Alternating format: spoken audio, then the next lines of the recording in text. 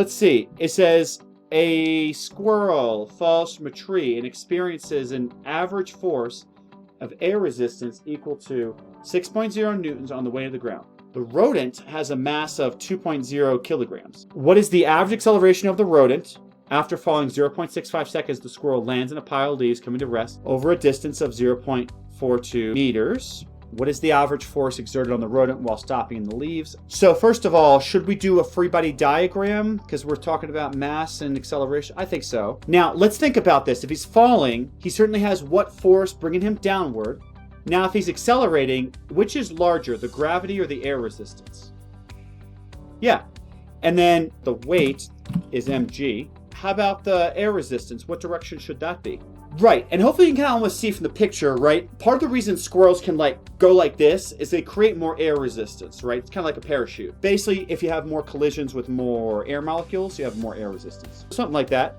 So let's just call it F subscript AR, okay, for air resistance. And we know its mass, so we want the average acceleration. Here's the deal. When it says, what is the average acceleration? Because the acceleration is not given as a positive or negative, I'm going to really recommend let's answer as a positive. Because we could always orient the positive y-axis downward. But if you think about it, if a squirrel's falling from the tree, do we expect that not only are they going to go downward, but they're also going to accelerate downward?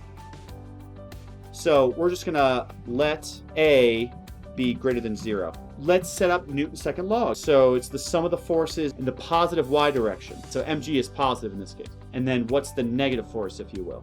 Air resistance. And what does that equal to on the right-hand side? So this is like sum of forces. So that's like total F equals m times A. This is the key insight of Newton's second law, right? You sum the forces from the free body diagram, and it always equals mass times acceleration. Let that sink in for a second. Because when you have a net force, like a difference in the size of the forces, it creates motion. Like it creates a change in motion. So we're looking for the average acceleration. So we have to divide this whole equation by m. So we can go mg minus the force of air resistance over m equals a. You could also do this. Hopefully you remember in algebra that if you have I plus j over k, isn't that the same thing as I over k plus j over k? So mg over m, that could be simplified because just mg over m, that's just g. And then minus the force of air resistance over m. It's going to be 9.81 meters per second squared minus, now the force of air resistance was 6 over the mass of 2 kilograms. Okay, now 6 over 2 is really nice. That's just 3. So 9.81 minus 3, I think it's just going to be 6.81 meters per second squared. All right, so that's part A. All right, let's do part B. It says, after falling for 0.65 seconds, the squirrel lands in a pile of leaves coming to rest over a distance of 0.42 meters. What is the average force exerted on the rodent stopping in the leaves? Okay, so I think what we need to do is we need to find the velocity that the squirrel is falling after this amount of time, but then that's the initial velocity that comes into the leaf pile. Okay, so we've sort of got two kinematics parts to do here. So we can assume his initial velocity was 0.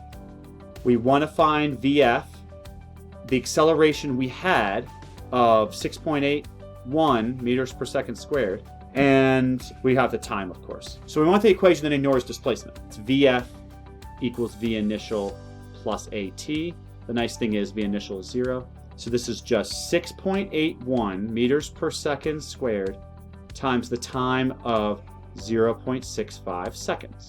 6.81 times 4.4, it's about 4.43 meters per second. But then that's actually the initial that we enter the leaves, because it's kind of a continuous motion, right? So then we can say VI for another kinematics problem is 4.43. We could say V final is 0. That's just in the leaves. Then we're told that it takes him 42 centimeters, so 0.42 meters. Let's call that delta Y, imagining the positive Y direction is still downward. The time we can ignore, right? Because we're looking for the acceleration to then get the force. So we want the equation that ignores time.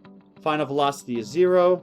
And then we're going to solve this for A like this. All right, so let's put the numbers in. So this is just negative 4.43 meters per second. And we got to square that over 2 times 0.42 meters.